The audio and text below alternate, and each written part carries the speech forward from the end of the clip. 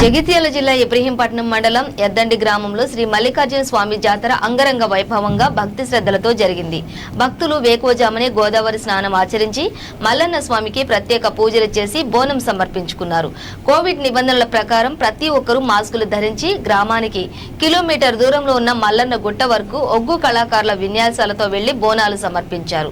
ఈ కార్యక్రమంలో గ్రామ ప్రజలు, ఆయా చుట్టుపక్కల గ్రామాల ప్రజలు, ఒగ్గు కళాకారులు తదితరులు పాల్గొన్నారు.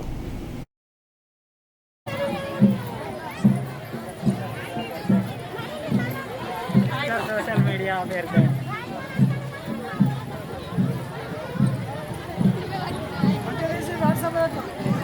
दुबई లో ఉన్న వాళ్ళందరూ చూడాలి కానీ